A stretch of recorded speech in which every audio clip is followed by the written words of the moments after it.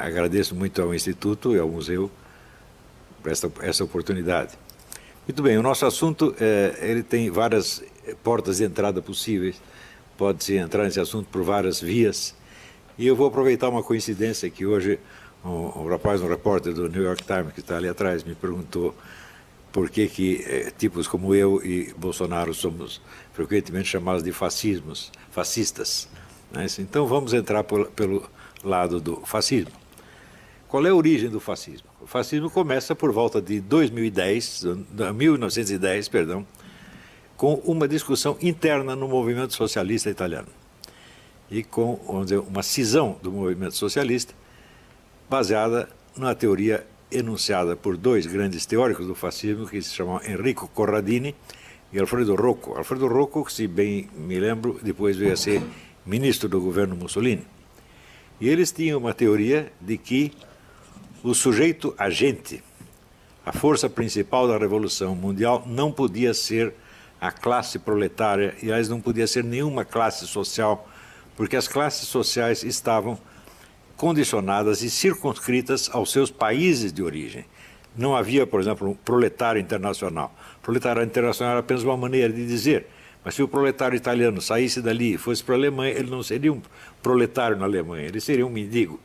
Então, a condição de proletário é uma condição nacional. Então eles pensavam, se queremos uma revolução mundial, o sujeito ativo dessa revolução não pode ser a classe proletária, não pode ser nenhuma classe. Somente a nação pode ser o agente da revolução mundial. Então a ideia, vamos dizer, de nações revolucionárias, ou seja, nações proletárias contra nações burguesas, ou nações exploradas contra nações exploradoras, esta foi a origem do fascismo. Se vocês observarem bem, vocês verão que depois da Segunda Guerra, esta estratégia foi adotada por todo o movimento comunista mundial. O movimento terceiro-mundista criado por Stalin não é nada mais do que isto. Se pegamos a história do Partido Comunista Brasileiro, por exemplo, vocês verão que a partir da Segunda Guerra, já na época do governo Getúlio Vargas, a estratégia era a união, a aliança entre o proletariado e a burguesia nacional contra o imperialismo. Então, é a nação proletária contra a nação capitalista imperialista. Isso foi adotado em todo o mundo. Isso é a mesma coisa que dizer que o movimento comunista internacional, depois da Segunda Guerra, se transformou num movimento fascista internacional. E é por isso mesmo que eles xingam os seus adversários de fascistas para ocultar a realidade da sua própria política. Muito bem, se pegamos desde o início do movimento comunista com Karl Marx, nós veremos que sempre todo o mal, a violência, a criminalidade que estavam intrinsecamente associados a esse movimento eram justificados em função de fins a que essa violência, esse mal deveriam servir, de maneira que o mal serviria ao bem. Como diz o fim, justifica os meios. Então, por exemplo, a Revolução Proletária, com todo o sangue que derramasse, como derramou na Rússia e em outros lugares, se justificaria em função de um futuro de liberdade e prosperidade para o proletariado. Isso jamais se realizou, evidentemente. Como jamais se realizou, então foi preciso mudar o discurso. Passamos da revolução proletária para a revolução das nações exploradas contra as nações exploradoras. Porém, isto também não se realizou. As nações ditas exploradas que se revoltaram contra o imperialismo tiveram, sob o regime socialista, sob o regime revolucionário, uma sorte muito mais miserável, desgraçada do que tinham antes. Cuba, por exemplo, você vê que Cuba era, vamos dizer, a quarta economia da América Latina, agora é a 27ª, uma coisa assim. Quer dizer, Cuba se desgraçou a si mesma, né, buscando, sob o pretexto de libertar-se do imperialismo, ela se desgraçou. Eu acho muito engraçado quando dizem que a culpa da miséria cubana é por causa do bloqueio. É porque os Estados Unidos não comerciam com Cuba. Mas antes da Revolução, a desgraça não era justamente o fato de que os americanos comerciavam com Cuba? Então, eu não sei então se o imperialismo atrapalha mais pela sua presença ou pela sua ausência. Antes reclamavam da presença, agora reclamam da ausência. Então, tudo isso aí, é claro que são pretextos meramente verbais, é só uma tagarelice sem sentido. Porém, entre os anos 50 e 60, as pessoas mais inteligentes que havia no movimento comunista, que era um grupo de filósofos alemães, filiados ao que eles chamavam Instituto de Pesquisas Sociais, também chamado como Escola de Frankfurt, começaram a perceber que as grandes contradições e conflitos do capitalismo estavam se dissolvendo. Então, o proletariado, por exemplo, já não podia ser a grande força revolucionária, porque ele tinha sido absorvido pelo capitalismo e estava servindo ao capitalismo. A condição de vida do proletariado tinha melhorado muito, eles estavam prosperando em toda parte, e eles estavam se sentindo muito bem no capitalismo e não queriam fazer revolução nenhuma.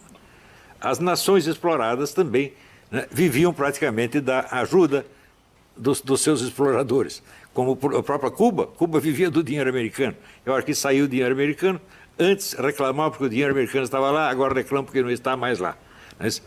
Então, as contradições todas acabaram. Então, como é que nós vamos destruir o capitalismo se não há contradições internas nele que nós possamos explorar? Então, esses filósofos, quais o chefe, vamos dizer, o fundador disso aí foi o filósofo húngaro Georgi Lukács, mas os outros eram todos alemães, Max Horkheimer, Theodor Adorno, todos eles. Né? Então, eles formularam o problema assim: já que no capitalismo não há mais contradições econômicas que nós possamos explorar, e entre as nações ricas e pobres também já não há aquela contradição que havia antes, o que nós podemos explorar como mecanismo destruidor do capitalismo? Que contradição interna nós podemos encontrar dentro dos países capitalistas que nós possamos explorar para destruí-los? E eles criaram, então, o que se chamou dialética negativa. Dialética negativa consiste apenas em encarar tudo o que existe sob o aspecto negativo e encarar o lado de mal, de exploração, de crueldade que existe em tudo, todas as relações humanas possíveis. Relações que tanto pode ser abarcar a sociedade inteira, quanto pode ser relações pessoais. Por exemplo, a relação entre marido e mulher, pai e filho, professor e aluno, e assim por diante. Eles começaram a enxergar o mal em tudo, tudo, tudo. E acreditavam, com razão, que com isso estavam realizando um programa que Marx havia enunciado, mas jamais realizado, e que Marx definia como a crítica radical de tudo quanto existe. Note bem, não se trata de criticar a economia capitalista, nem os países imperialistas, mas tudo quanto existe. Né? Então você critica o casamento, a educação, a amizade, a economia, o trabalho, a lei, a moral, tudo, tudo, tudo é ruim, tudo é demoníaco. E eles se dedicaram a esse trabalho durante 40 ou 50 anos, por exemplo, quando muitos deles eram judeus que fugiram da Alemanha, com justa razão, fugindo da Alemanha, porque seriam mortos lá. Chegaram nos Estados Unidos, eles receberam aqui os melhores empregos, né, prêmios, eram paparicados e aplaudidos, tudo lá, e eles escreveram livros de que a sociedade americana é exatamente a mesma coisa que a sociedade alemã. Você fala, eles são loucos? Não, eles são simplesmente os autores da dialética negativa. Eles veem tudo pelo lado mal, inclusive as melhores coisas que existem. Ora, quando você se torna o crítico radical de tudo quanto existe, você se colocou acima da realidade existente. Toda a realidade é má e você é o crítico que a examina, analisa e condena. Automaticamente você está colocado acima da realidade, acima do universo, não apenas acima desta sociedade onde você vive, mas acima do universo inteiro. Só que, um momento, em que você se transformou? Você virou Deus? Porque você está acima? Não. Porque Deus está acima de fato, mas Deus não cria o mundo para criticar o mundo, e sim para salvá-lo. Ou seja, você, quando se torna o crítico radical de tudo quanto existe, você se transformou no demônio. E o demônio, evidentemente, está livre de todas as obrigações humanas. O demônio só tem direitos, e o direito dele é fazer o mal contra aquilo que é mal. Como tudo é mal, ele pode fazer o mal contra tudo, e ele jamais será condenado e nem acusado. Veja, isto quer dizer que esta política esquerdista hoje, ela tem sobre o seu público, especialmente o público jovem, um tipo de atrativo que é completamente diferente da que tinha antes. Antes tratava-se de fazer o mal em nome de um bem. Agora não precisa mais do bem. Agora, o mal é em si mesmo uma superioridade. Tão logo você aderiu a esta política, você está acima da humanidade. Você jamais é submetido a exame, você é o examinador, você é o julgador e você é o carrasco que vai destruir tudo. e você jamais será examinado. Vejam, aconteceu um fenômeno, um fato singular, muito significativo.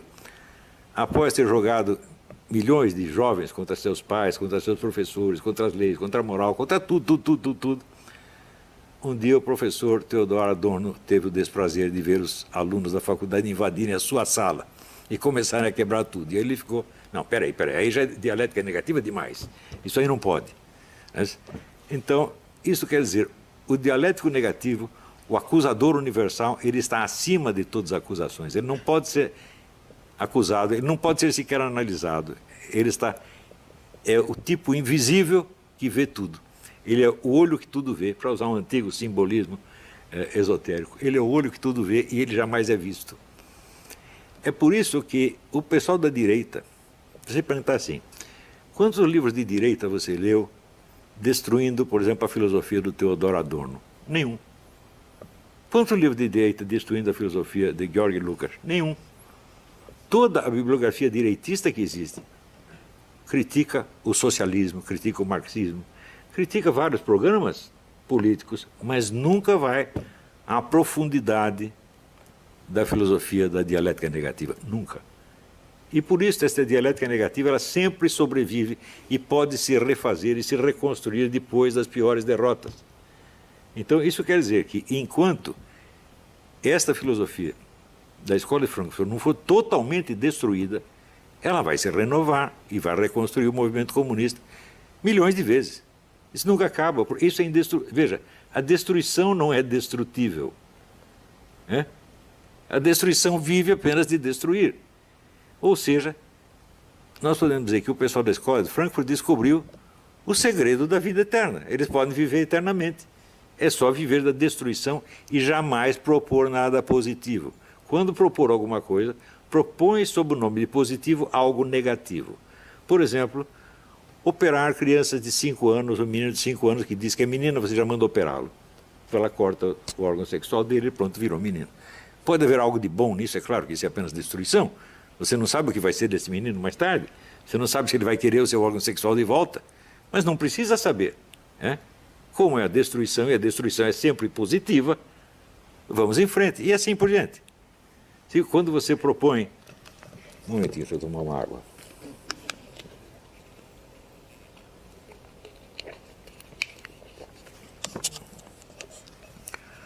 Quer dizer, a legalização universal do aborto.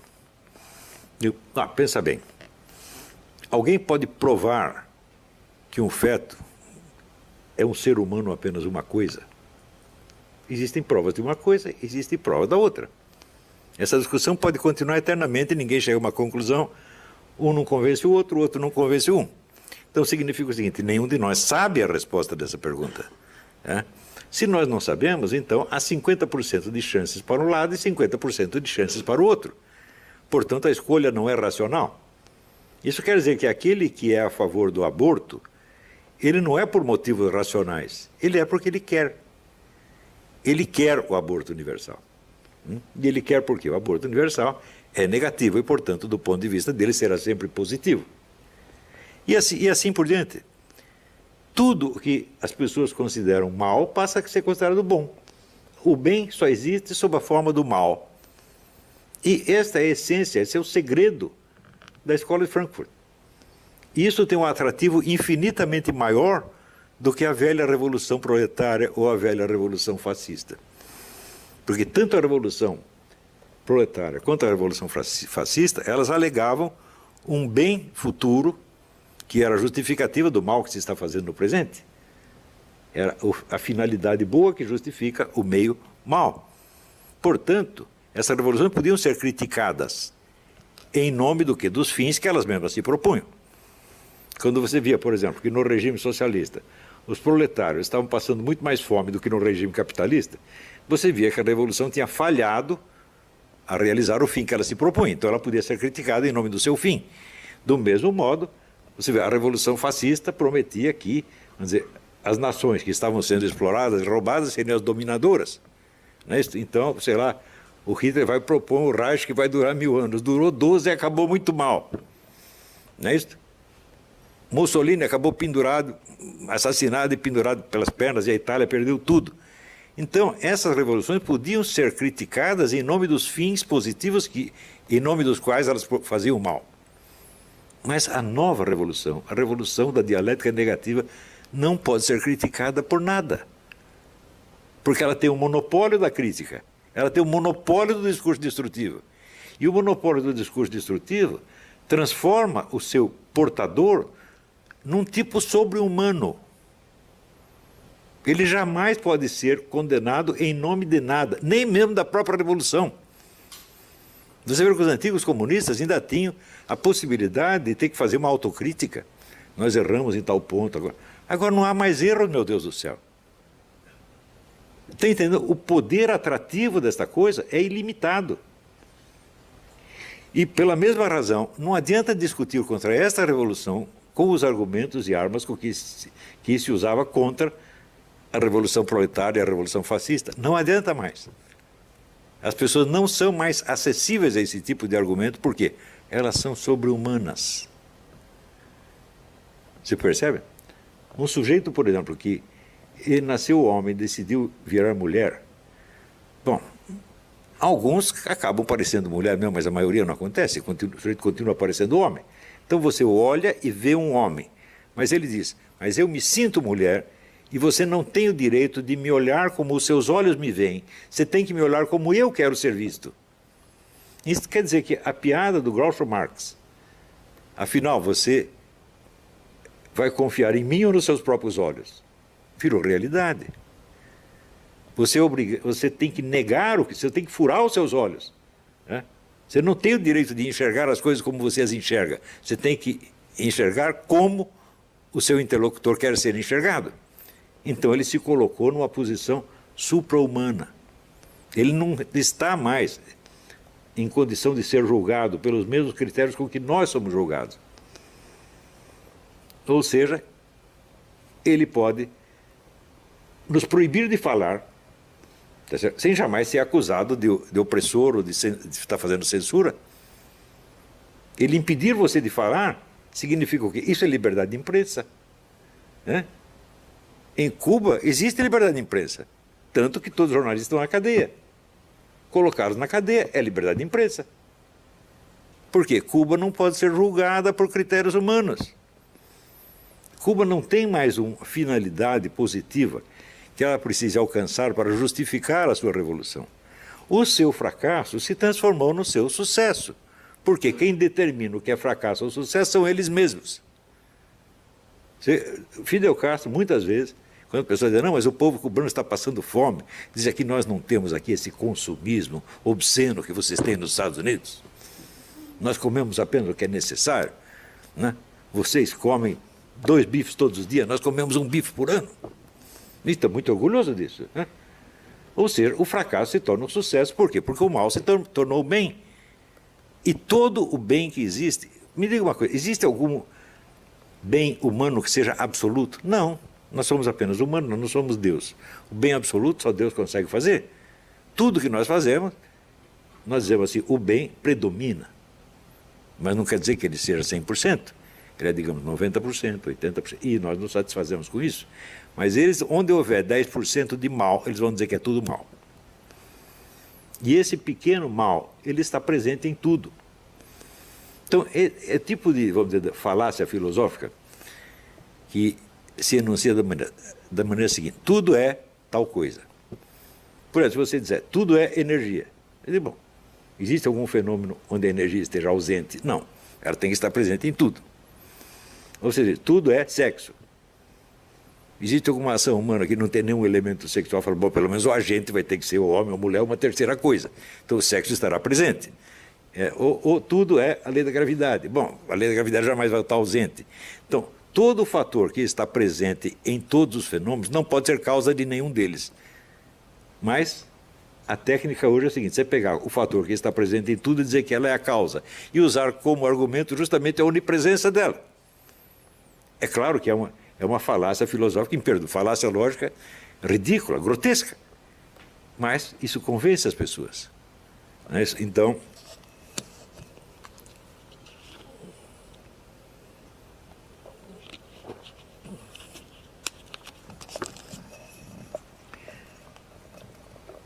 Viram, tanto nos Estados Unidos quanto na América Latina, e especialmente no Brasil, esse tipo de filosofia tomou conta de toda a mídia e de todas as universidades. Não sobrou nada fora.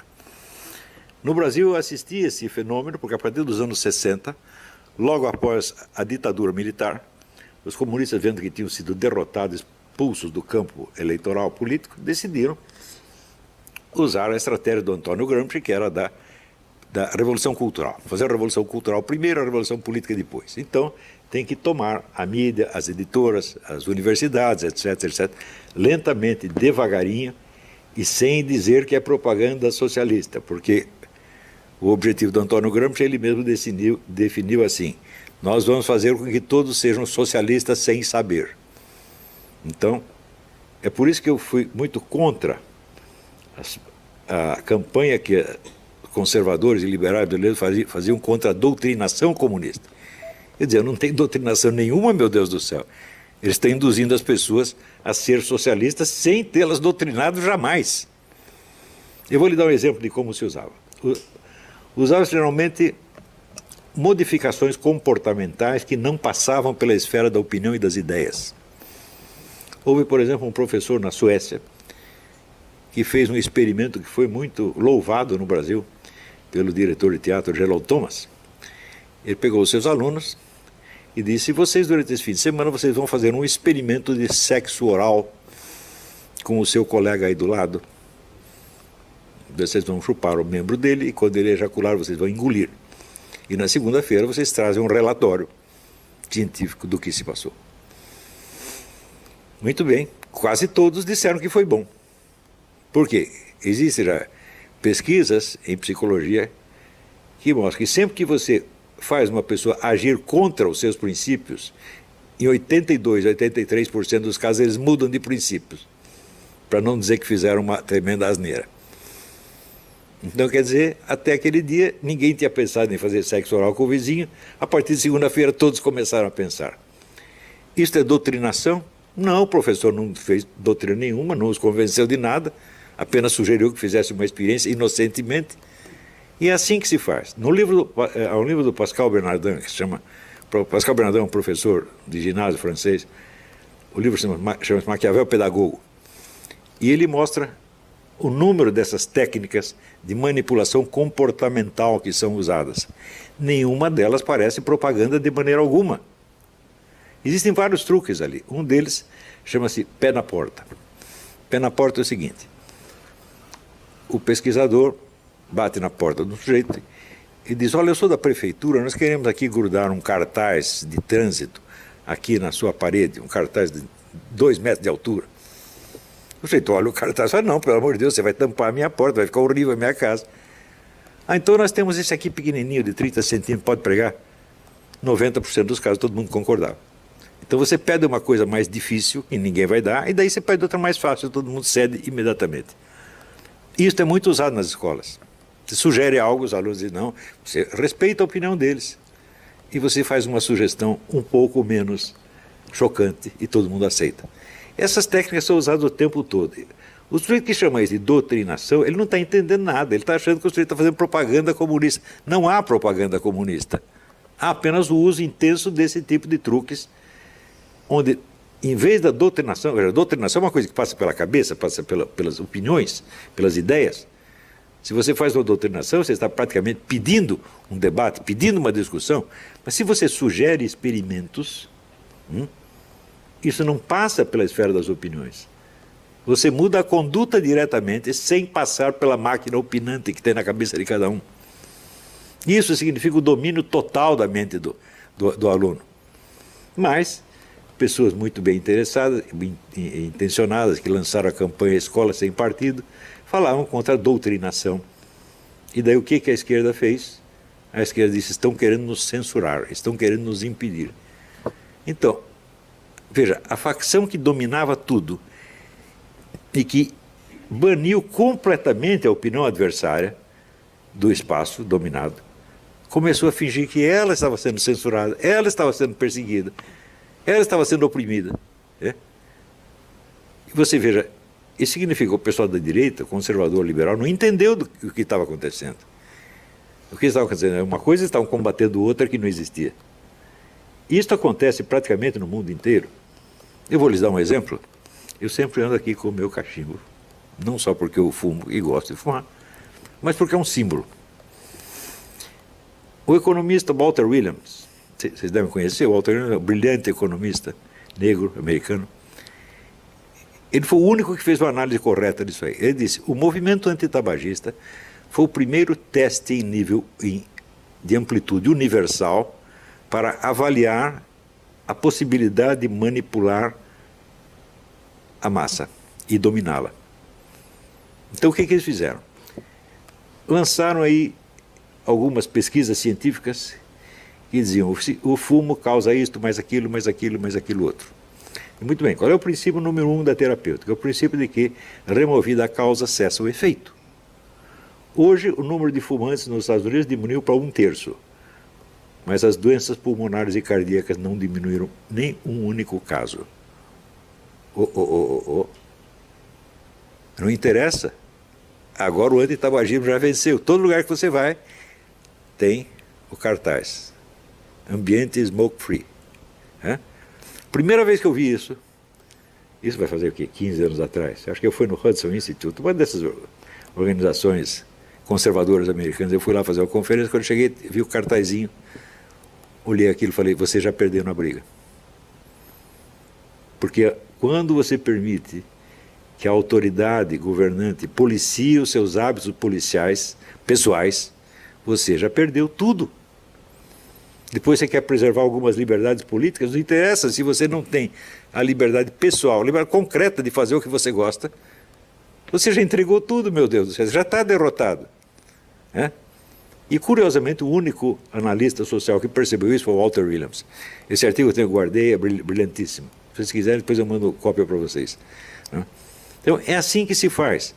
E o que é que o tabagismo tem a ver com política? Nada, aparentemente nada, é a coisa mais inocente do mundo. E uma grande parte da opinião pública conservadora, especialmente das religiões católica e protestante, aplaudiram, falaram, não, fumar é mesmo obsceno, nós temos que proibir, etc, etc, sem perceber o dano que eles estavam fazendo à liberdade pública com isto. Quer dizer, impuseram a sua opinião, tornando-a legalmente obrigatória para todos. Na democracia não se faz isso, isso não é democracia de jeito nenhum. Mas assim como o tabagismo, muitas outras coisas. Hoje começa a ser proibido ser homem, ser um macho. Ser um macho é obsceno. Já repararam nisso? Todos nós temos que nos efeminar para não ofender as pessoas do lado. Você é muito macho, o outro que não é tanto se sente ofendido, coitadinho. Não é isso? E assim por diante. Não é isso? Você ser mãe. Não é isso? Então hoje em dia você pode ver um homem vestido de mulher, não é isso? Seminu, fazendo sexo na rua com outro, você pode, mas se uma mulher dá de mamar ao seu bebê na rua, ela pode ser presa. Porque ser mãe é obsceno. Vocês perceberam? Começou com esta coisa, vamos proibir isto. Ah, cheira mal, eu não gosto. Vamos proibir. Se você permite que o governo vá proibindo essas coisas, nunca mais para. E nada disso foi feito com discussões políticas, não houve doutrinação alguma. Leiam o livro do Pascal Bernardin, que chama Maquiavel Pedagogo. Publicado em francês, existe uma tradução brasileira, talvez exista uma tradução espanhola também, não sei. Uma tradução americana, acho que existe também. Pascal Bernardin, Maquiavel Pedagogo. Então, isso significa que esta mentalidade da dialética negativa, que conquista as almas não pela promessa de um bem futuro, mas pela promessa de uma condição sobre-humana imediata. Você está livre de todas as obrigações. Você não pode ser examinado, você não pode ser cobrado, você não pode ser analisado. Você é o olho que tudo vê e nunca é visto. Toda esta juventude está com esta mentalidade. Viraram demônios, meu Deus do céu. Então a discussão não é mais política, ela passou para um outro nível.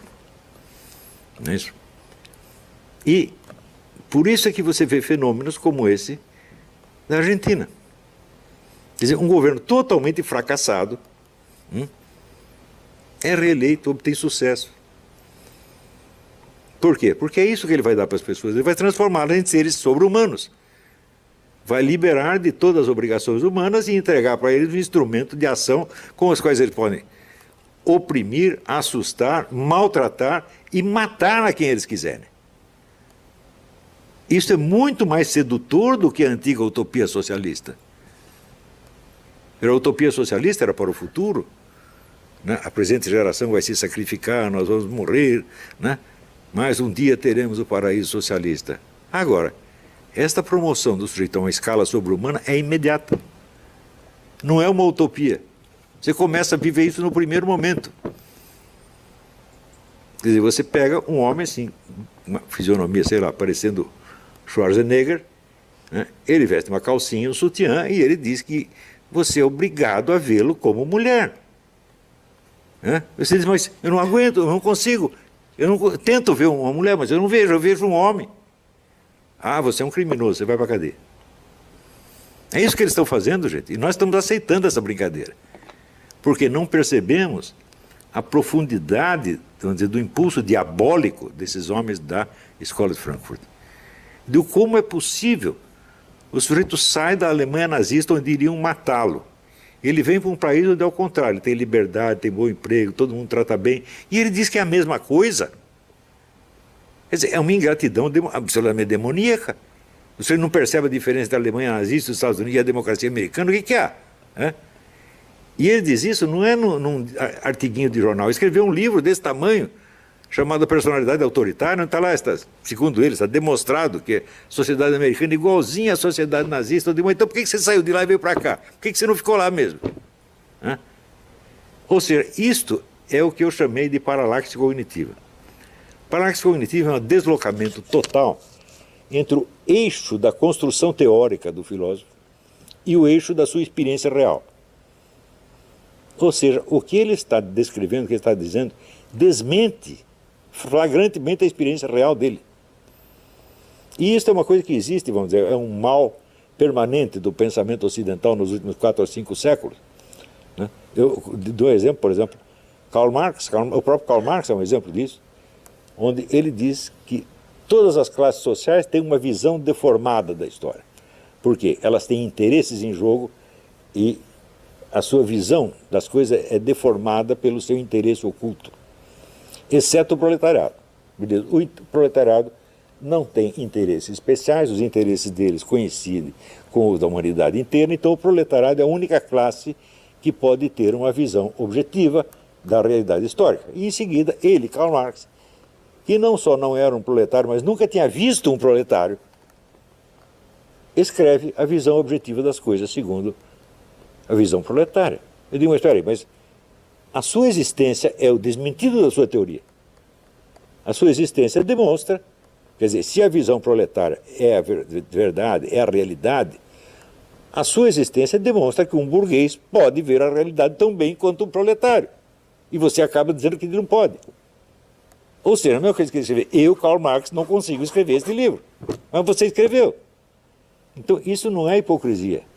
Isso não é nem falsidade, isso é um outro fenômeno que eu chamei de paralaxe cognitiva. Se fosse hipocrisia, ele estaria consciente do que ele está fazendo. Mas ele escreve isso com total inocência. Ele não percebe que sua vida é um desmentido da sua obra, que a sua experiência real diz o contrário do que ele está dizendo em palavras. E hoje é claro que este pessoal da Escola de Frankfurt, todos eles padecem de paralaxe cognitiva. Porque a premissa número 1 da dialética negativa é o seguinte: eu, o autor da dialética negativa, jamais serei submetido a ela. Eu, o autor, né, da análise pejorativa, jamais serei objeto de análise pejorativa. Porque se for, você está liquidado na mesma hora. Se você pegar, por exemplo, né, Max Horkheimer era o presidente, foi o presidente da Escola de Frankfurt durante muito tempo, ele era um homem milionário, e os empregados da escola ele pagavam um salário de fome. Ou seja, ele era um capitalista mais explorador que qualquer capitalista. E ele não via nenhum problema nisso aí. Ele não fez isso de maldade, nem de hipocrisia. Ele fez porque era natural nele fazer assim. Era natural a ideia de que ele jamais seria objeto de dialética negativa. Do mesmo modo, Theodor Adorno e outros tantos. A influência que essa escola teve na América e, sobretudo, no Brasil, é imensurável. E ela é imensurável por quê? Porque ela tem um atrativo hipnótico muito maior do que o capitalismo ou o fascismo. Veja, Karl Marx, Lenin, Mussolini, Hitler jamais conseguiram angariar tantos adeptos tão facilmente. Veja, se você pega os livros de Max Horkheimer, Theodor, são livros dificílimos de ler. De como é que isso ganha tantos adeptos? Porque você não precisa ler, meu filho. É só você aceitar uma proposta deles, você já está transfigurado no analista e condenador da humanidade. E você está livre de todas as exigências. Ninguém pode cobrar nada de você. Então você tem milhões de idiotas que viraram julgadores da humanidade. Eles estão sentados vamos dizer, como é que se diz, numa mesa de juiz, coloca a humanidade ali no banco dos réus e condena e pronto, acabou. E ninguém se lembra de fazer o mesmo com eles. Por quê? Porque a tradição de análise, tradição de discussão dos liberais e conservadores vem do mundo anglo-saxônico e eles entendem tudo como se fosse uma disputa entre o Partido Conservador e o Partido Trabalhista britânico. Os dois sentados no parlamento, cada um do seu lado, discutindo educadamente, de vez em quando um fazendo umas piadinhas sobre o outro, e tudo não passa disso. Ora, a política da escola de Frankfurt não é apenas de destruição do capitalismo, é a destruição de tudo exceto eles. É a proposta mais cruel, mais sádica que alguém já fez. E até hoje ninguém percebeu isso. Por quê? Porque os homens da escola de Frankfurt jamais pertenceram ao Partido Comunista Soviético. Então todo mundo diz, não, eles são comunistas, mas eles são mais moderados do que Stalin. Fala, não, Stalin comparado com eles era um doce de coco, era um anjinho. Stalin nunca disse que era para destruir tudo que existia de bom. Eles disseram. Por trás de todo bem existe o mal. Para dar um exemplo de coisa ruim que eles desejavam destruir, Michel Foucault, que foi um discípulo deles e até radicalizou a proposta deles, ele era contra as pessoas terem paz. Ele achava que a pior coisa do mundo é a existência de paz. Por que para nascer nós precisamos de um pai? Que coisa mais injusta. Nós precisamos acabar com isso. Você vê que isso ele era contra o capitalismo? Não. Ele era contra o capitalismo, contra o socialismo, contra a natureza, contra a história, contra tudo. Só não era contra ele mesmo. Pierre Magnard, que sim, é um grande filósofo, foi colega dele, amigo dele, né? Disse, ele sempre foi louco. E, no entanto, as pessoas leem. Claro, o Michel Foucault não é nenhuma besta, de vez em quando ele tem umas intuições brilhantes sobre isso, sobre aquilo. Mas essa é uma característica a diferença fundamental entre a filosofia antiga e medieval e a filosofia moderna é o seguinte. Em geral, os filósofos antigos, como Platão e Aristóteles, eles têm razão no conjunto e eles erram num monte de detalhes. O de hoje é o contrário, eles erram no conjunto, mas acertam em um monte de detalhes. Se você lê as obras de Karl Marx faz análises brilhantes sobre isso, sobre aquilo, sobre aquilo. Quando você vai ver o conjunto, não faz sentido nenhum. E o Michel Foucault, a mesma coisa. Michel Foucault faz análise, por exemplo, faz análise do quadro Velázquez, das meninas. A análise é brilhante, claro, mas o conjunto da filosofia do Michel Foucault não faz o menor sentido. E ela é baseada no quê? Na maldade. Este é o ponto. Nós não podemos aceitar essas pessoas como interlocutores genuínos. Dizer, não, eu sou apenas contra as suas ideias, mas vou preservar a sua pessoa. Fala, não, meu filho, as suas ideias até que são boazinhas, que não prestem a sua pessoa. Isto, eu disse muitas vezes, no debate com João Pedro Stedler, que era o chefe do movimento do Sem Terra, tive um debate com ele na Bienal do Livro, em Porto Alegre, não lembro o ano, talvez minha esposa lembre. 2000 e pouco, E a plateia inteirinha era de membros do MST. E eu falei para eles, olha, eu não sou totalmente contra a sua proposta, a reforma agrária, eu não sou contra essa porcaria do seu líder, esse homem não presta. Eles ficaram assustadíssimos, E daí começaram a vaiar para não poder falar. Peguei o microfone e disse, cala a boca! Todo mundo ficou quietinho. Porque eu conheço a fraqueza dessa gente. Eles são maus para esconder a sua profunda fraqueza. A crueldade deles expressa o medo que eles têm de existir e de assumir a responsabilidade da existência adulta. Eles não querem isso. Eles nunca chegam à maturidade e não querem. Eles querem continuar brincando de que eles são os julgadores da humanidade. Todo o Foro de São Paulo é baseado nisso, e por isso ele faz sucesso. E por isso, quantas derrotas ele sofra politicamente, ele vai se refazer. Então, o professor Sánchez tem toda a razão. Nós não podemos ser os antagonistas do Foro de São Paulo. Nós temos que destruir o Foro de São Paulo. Destruir para que isso nunca mais se levante, para que ninguém... Veja, hoje em dia o nazismo não é proibido. O comunismo também tem que ser. O Foro de São Paulo também tem que ser. Isso não é política, isso é crime. O sujeito chega, nós temos que matar todos os judeus. Isso é política? Não, isso não é política, isso é crime. Nós não podemos... vamos discutir aqui, educadamente. Devemos matar os judeuzinhos, sim ou não? Você acha que tem sentido uma discussão dessa? Não tem nada. Cala a boca, burro, põe na cadeia, tampa sua boca com uma rolha. Isso se não condenar à morte logo. Nós não podemos aceitar mais a existência dessas coisas. Não podemos aceitar, vamos dizer, a ideologia criminosa como se fosse uma proposta política. Isso não é uma proposta política. Isso é psicopatia. Isso é crime. Então, esta aí é a minha conclusão. Muito obrigado pela sua atenção.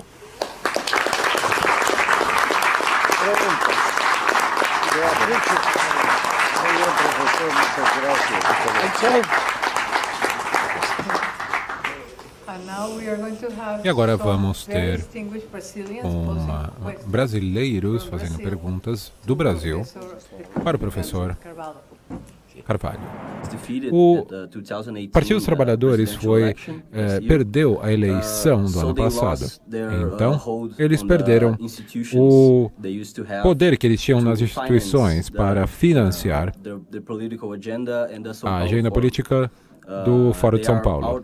Eles estão fora do governo, então agora eles não têm os meios para digamos, financiar as suas ações. Agora, dada a sua especialidade e ações e pensamentos revolucionários, como o Foro de São Paulo vai mudar a sua direção, já que eles não têm mais essa ajuda financeira? E a pergunta que se segue, o Foro de São Paulo ainda é relevante na América Latina, na política da América Latina dos dias de hoje? Muito bem. O Foro de São Paulo ainda domina toda a universidade brasileira e toda a mídia brasileira.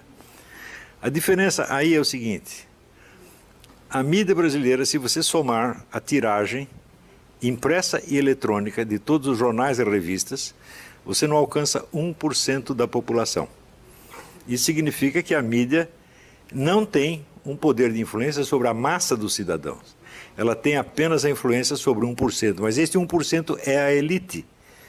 Este 1% são os juízes e advogados, são os políticos, né, são os empresários. E, então, a mídia tem uma influência tremenda sobre esta elite que ainda domina o país. Por exemplo, o Supremo Tribunal Federal, os vários tribunais, a própria classe jornalística. Então, por outro lado, o que é a universidade? A universidade é a elite futura. Quer dizer, a mídia domina a elite presente e a universidade forja a elite de daqui 20 ou 30 anos. Portanto, esses são os fatores decisivos. Eu expliquei várias vezes isso para os políticos conservadores brasileiros, mas acho que eles não entenderam ainda. Eles dão muita importância ao aspecto eleitoral e publicitário. Não entendem quais são os fatores profundos, que não são tão visíveis. Por exemplo, você não está vendo ninguém formar a elite futura, mas ela está sendo formada neste mesmo momento, em todas as universidades. O sujeito que é presidente de um centro acadêmico hoje, ele é um juiz de direito ou um ministro amanhã. Não é isso? Eu sempre me lembro de uma história nas memórias do Graciliano Ramos, né? Ele era um escritor comunista, ele foi preso durante a ditadura Vargas, e havia, vamos dizer, um guarda de prisão que o tratava maravilhosamente, com toda a delicadeza, oferecia trazer bolinhos para ele e tudo. E um dia ele perguntou: mas por que o senhor está me tratando assim? Eu estou aqui preso, eu não sou ninguém. Ele disse: eu sei lá se o senhor vai ser ministro amanhã. Então, isso aí é verdade. Este processo de formação da classe política futura, ninguém na direita está prestando atenção, porque eles só prestam atenção na propaganda eleitoral e no processo eleitoral. Ora, no processo eleitoral, veja, é quando o povo dá a sua opinião. Mas o povo dá a sua opinião uma vez a cada 4 anos. Ao passo que a militância esquerdista ela está agindo todos os dias, em todos os lugares. Então, você ter uma militância a seu serviço é uma coisa, você ter o eleitorado é outra. O eleitorado só dá um palpite uma vez a cada 4 anos. De resto, ele fica impotente, e a militância é que age. Então, é por isso que nós elegemos o Bolsonaro com o apoio maciço da população, e nós vemos que o Congresso e o Superior Tribunal Federal e a mídia conseguem paralisá-lo. Porque ele tem, vamos dizer, o poder eleitoral, sem dúvida, mas eles têm o poder mais imediato. E isso eu tenho explicado para a direita, o pessoal não quer entender. Inclusive, eu disse, logo depois da eleição, eu lembrei a seguinte coisa. Eu não sei se o Bolsonaro chegou a ler isso. Acho que não, porque senão ele teria pensado um pouco nisso aí.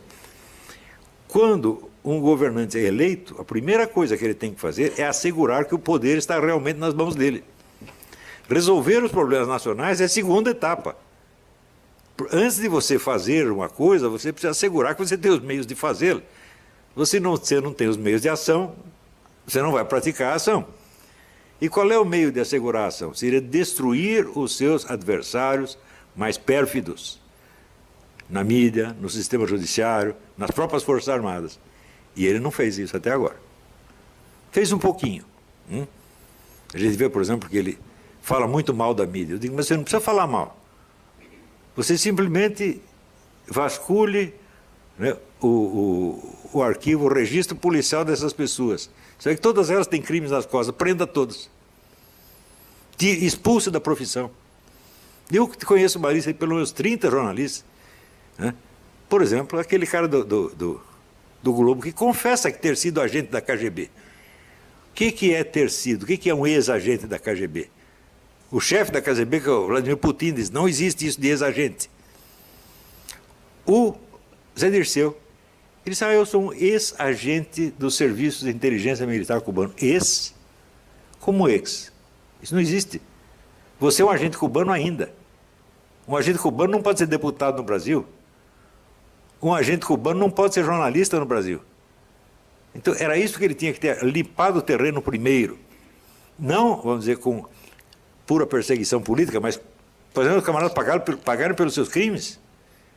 Os membros do Foro de São Paulo, a Constituição brasileira e a lei eleitoral brasileira proíbe o registro de partidos que têm filiação a organizações estrangeiras. Existem 7 partidos do Brasil que são membros do Foro de São Paulo, todos deveriam estar fechados e seus dirigentes criminalmente responsabilizados. Era isso que ele tinha que fazer na primeira semana. Mas, no entanto, ele quer resolver o problema econômico do Brasil primeiro. Por quê? Para não parecer que ele é malvado. Então, quando você quer que a esquerda te respeite, você já está derrotado. Você tem que querer que a esquerda te odeie, tá certo? E sofra de ódio impotente. É o que eu faço com os meus adversários intelectuais. Eu não quero a sua simpatia, eu não quero a sua amizade. Deus me livre da sua amizade. Eu quero que você me odeie e fique lá em casa roendo o pé da mesa, tá entendendo? De raiva, sem poder fazer nada. Que é o que todos eles fazem. Você vê que, no começo, tentaram me destruir, entraram em polêmica comigo, todos se deram mal. Daí o que fizeram? Fizeram silêncio, mas falavam mal de mim pelas costas, para os seus aluninhos na universidade. Porque daí eu não tenho medo de me defender. Mas em público eles não falam nada, em público ficaram quietinhos. Agora voltaram a falar. Vão se dar mal novamente, vão se desmoralizar. Por exemplo, outro dia esse rapaz do Movimento Brasil Livre, MBL, falou lá uns negócios contra mim, o vídeo dele teve 10 mil dislikes no primeiro dia. Está vendo? Não dá muito certo você, né? Falar mal de quem está dizendo a verdade. Olha, eu sou um homem sincero, eu não sou político, não tenho nada a ver com campanha de Bolsonaro, nem com campanha de ninguém, tá certo? E eu sou um bom conselheiro. Quando eu dou um conselho é porque eu analisei a coisa. Não é porque eu quero isso ou aquilo de você. Eu não preciso de ninguém. Eu tenho 5 mil alunos que me pagam, eu ganhei um bom dinheiro, graças a Deus. Não preciso de ninguém, não preciso de emprego público, não preciso de verba, não preciso de patrocinador, não preciso de nada. Então eu estou livre para dizer o que eu estou vendo. Não é isso? Se eu tivesse muito pobre, talvez, né, eu precisasse de uma propina, de uma coisa assim, ia dar opiniões fortes. Mas agora não estou precisando, graças a Deus, estou livre. Né? E tenho 72 anos de idade, não estou mais na idade de ficar brincando com essas coisas. Tá certo? Então você vem brigar comigo, você vai se dar mal. Eu falei para o pessoal do Globo, vocês querem brigar comigo? Vocês vão perder. Eu tenho mais leitores do que você, eu tenho mais leitores do que o Globo. Por quê? Porque os caras estão vendo que eu não estou mentindo, que eu estou falando a verdade para eles. E estão vendo que os caras que ficam contra mim só mentem. Ficam inventando essas histórias. Não, o Olavo é astrólogo. Eu trabalhei com astrologia 38 anos atrás. Parei numa época que esses caras não tinham nem nascido ainda, né? Então eles ficam mostrando, como se eu fosse um astrólogo, estou orientando o presidente por astrologia. Não sei se vocês lembram, havia na Arábia Saudita havia um ministro do petróleo que era astrólogo. Vocês lembram disso? Isso faz 30 ou 40 anos. E ele, sei lá, ele fazia os mapas astrológicos, devia funcionar a astrologia dele, porque ele estava dando um baile no mundo inteiro, né? Quando subiu o preço do petróleo, foi ele que fez isso, né? Então os caras estão achando que eu sou isso, que eu sou astrólogo, que eu sou um mago, Rasputin, que está atrás de tudo. É uma história tão infantil, tão idiota, né? Hoje chegou o rapaz do New York Times, a primeira coisa que ele perguntou foi isso aí, né? Esse negócio de astrologia, eu falei, pô, mas isso aí foi 38 anos atrás. Bem, como não teve um líder político, você considera isso aqui como um sinal de que podemos finalmente chegar a nos livrar da organização política que estava esquecer o seguinte, todo o poder antes político que a esquerda tem vem do poder psicológico da dialética negativa. A origem desse poder político não é política, é outra coisa. Eles estão atuando aonde? Nos consultórios de aconselhamento matrimonial, nos dentistas, né? Tudo quanto é lugar, é aí que eles agem, né? Estão entendendo? Nas igrejas. E não é através de propaganda política, é disseminando esse tipo de atitude, transformando cada ouvinte, cada jovem, num juiz da humanidade inteira. E disseminando, portanto, essa agressividade megalomaníaca que eles têm. E isso é, por assim dizer, uma proposta irresistível. Qualquer pessoa imatura aceita isso na mesma hora. Você não está passando uma ideologia para eles. É uma atitude psicológica, muito simples de você adotar. Não precisa doutrinar ninguém. Não é doutrinação, é uma manipulação psicológica simples, é uma oferta irrecusável. Você quer subir acima do seu pai, da sua mãe, do seu professor, da humanidade inteira, julgar e condenar a todos e nunca poder ser examinado? Quem não quer? Até eu quero, pô. Só que eu não consigo, mas eles conseguem. Muchas gracias, professor. Muchísimas gracias a todos por habernos acompanhado. Bem, muito obrigado por ter acompanhado o primeiro programa brasileiro